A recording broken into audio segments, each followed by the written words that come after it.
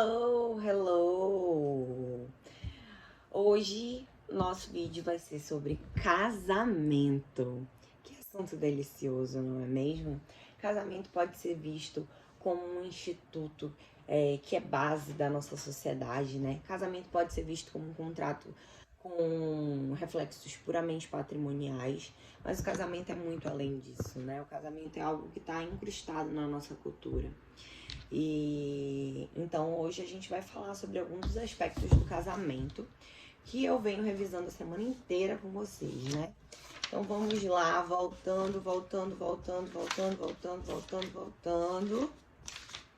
Só ver algumas coisas importantes, né? O casamento é a união legal de duas pessoas que estão ali manifestando livre e espontânea vontade. Então, em regra, elas têm que ser maiores e capazes. É permitido maior de 16 anos desde com autorização do seu representante legal. Não havendo essa autorização pode ser suprimida por decisão, por autorização do juiz competente, não é mesmo? E aí, dentro da constância do casamento, a gente tem hoje a igualdade de direitos e deveres. Deveres de fidelidade, deveres de mútua assistência, de criação e educação dos filhos, enfim, uma série de deveres aqui que a gente vai ter imbuídos no ato do casamento, né? Hoje se considera o casamento um contrato sui generis de características pessoais, sociais e patrimoniais, tá? E assim, esponsais é a promessa mútua de noivado, que pode ou não gerar dano moral ou material, né? Depende de que ponto tá esse noivado, né? É o que o STF chama de noivado, namoro qualificado, é aquele que já representa, já dá a entender alguns sinais de que querem ir além daquela relação simplesmente de namorados, né? Mas a verdade é que para que uma pessoa noiva seja abandonada, não importa se na porta da igreja ou se meses antes, ela comprovando os danos materiais e os danos morais que aquilo causou a ela, o cancelamento do casamento, ela pode procurar a justiça, tendo em vista uma indenização, tá? O processo de habilitação para o casamento é rigoroso e antiquado, tá? E aí, como é que vai ser feito? Você leva seu nome você faz o registro de próprio punho, você e a pessoa com quem pretende casar vão fazer solicitando ao oficial do registro civil ali da comarca onde vocês residem. E aí, a partir desse momento, ele vai proclamar os editais, né? E vão ser amplamente publicizados tanto naquela circunscrição quanto em jornais de ampla circulação, não é mesmo? E aí, ninguém apresentando nenhuma objeção, o casamento pode seguir normalmente, seja ele só civil ou religioso com efeitos civis, tá? O nome de casado é uma faculdade que o direito civil dá aos nubentes. Antes só a mulher poderia adotar o patronímico do homem, hoje não, já é bilateral, né? Impedimentos são as hipóteses em que o casamento é nulo, né? Hipóteses em que o casamento é nulo. Vamos falar de algumas aqui. Cadê, meu Deus? Nulidade do casamento. Cadê?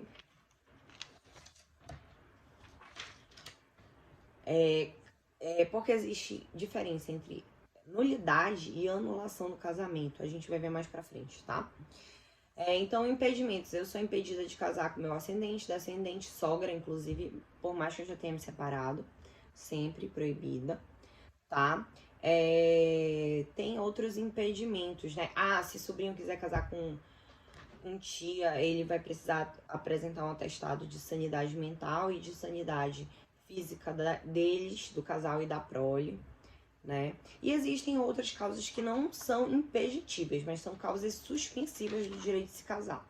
Como, por exemplo, a viúva, ela não pode se casar antes que completem 10 meses do estado de viuvez, né? Ou então, um viúvo não pode casar antes de terminar a questão da decisão do inventário sobre o patrimônio do decújo, tá?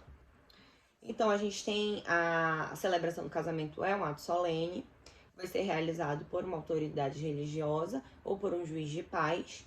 E tem o casamento no culpativo, que é sem nenhuma dessas autoridades, que é uma situação que exige 6 testemunhas, todas sem relação de parentesco de primeiro e segundo grau com os contraentes, né? E nesse caso é porque uma das partes está muito enferma e não teve condições de chamar a autoridade competente com tempo suficiente para que se fizesse presente na data da celebração do casamento, tá?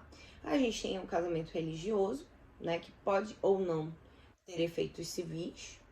A prova do casamento se faz pela certidão do registro e a eficácia do casamento, né, é a partir daquela data ali da celebração. Aí nós temos as circunstâncias de invalidade do casamento, tá? As ações de anulação do casamento, né? Vamos lá, cláusulas de nulidade do casamento, né? Casamento putativo, que você faz porque você não tinha ideia de quem era aquele noivo. Então você tá ali de boa fé e você casou com uma pessoa e era outra pessoa totalmente diferente. Já para casamento anuláveis, nulidade é questão de ordem pública, pode ser alegada até pelo Ministério Público e não prescreve. E aí o efeito vai ser tunc, né? Para trás, ou seja, esse casamento nunca gerou efeito. Já os casamentos, as cláusulas de anulabilidade, os casamentos anuláveis, eles geram efeitos até a sentença que considerar que é a sua nulidade, não é mesmo? Então, quais são os casamentos que podem ser considerados anuláveis? E não são questões de ordem pública, são questões de interesse privado. Quem não completou a idade mínima para casar, que no Brasil é 16 anos, né? Menor idade núbil não autorizado pelo representante legal, ou vício de vontade, incapaz de consentir à vontade ou consentimento, realizado pelo mandatário sem que soubesse da revogação, sem que a outra parte soubesse da revogação do mandato, ou por incompetência da autoridade celebrante, tá? Então, a ação de anulação, ela só pode ser promovida pelo próprio cônjuge prejudicado por seus representantes ascendentes ou descendentes, tá? Tem a situação de erro essencial quanto à pessoa do cônjuge, né? Que é uma das hipóteses de anulação de casamento. Que é assim, o que diz respeito à identidade da pessoa, a honra, a boa fama, torna insuportável a vida em comum do casal. Nesse caso, é anulável também o casamento. Ignorância anterior ao casamento, que torna insuportável a vida conjugal, né? De defeito físico irremediável, grave moléstia transmissível, né, capaz de também defeitos genéticos, enfim. Aí tem a ação de anulação em razão de coação, né, que um dos cônjuges ele foi coagido ali a manifestar sua vontade. E a gente tem os prazos para a propositura da ação de anulação, né, que é 180 dias, tá? No caso do menor idade núbil, 2 anos se incompetente autoridade celebrante, e 3 anos no caso do inciso 1 a 4. Vamos ver qual é o inciso 1 a 4. Que é erro essencial contra a pessoa do cônjuge, né? E 4 anos se houver coação, tá, gente? Então, esses são os prazos decadenciais para anulação do casamento, lembrando que o prazo para nulidade é imprescritível, tá? Então, essa é a diferença entre o casamento nulo e anulável. Nulo é quando ocorre algum impedimento. Casamento putativo é quando um dos contraentes conhecem um vício que torna aquele casamento nulo. Anulável é de quem não tem a idade mínima para casar, do menor que tem a idade mínima, mas não tem autorização do representante legal, o incapaz de manifestar vontade, o realizado por mandatário que não sabia que tinha seus poderes revogados ou por incompetência da autoridade competente, tá? Em geral, a competência para entrar com essa ação de anulação do casamento é pelo próprio prejudicado por seus representantes legais, ascendentes ou descendentes, tá? Erro essencial, a falsa noção sobre a pessoa que a gente vai casar. Coação é quando não é um livre convencimento entre os cônjuges, tá? E a diferença entre o casamento nulo e anulável.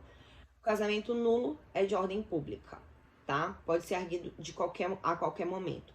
Como o casamento é nulo, pode ser proposto pelo Ministério Público. Casamento nulo não gera efeitos. A ação de nulidade é imprescritível. A ação de anulação tem prazos decadenciais, que são aqueles prazos que eu comentei aqui com vocês. São questões de ordem privada que só os interessados podem arguir. E era isso basicamente que eu queria falar sobre casamento. Já deu 10 minutos de vídeo. Eu peço que deixem as perguntas de vocês sobre casamento aqui embaixo. E aí a gente vai pro próximo vídeo.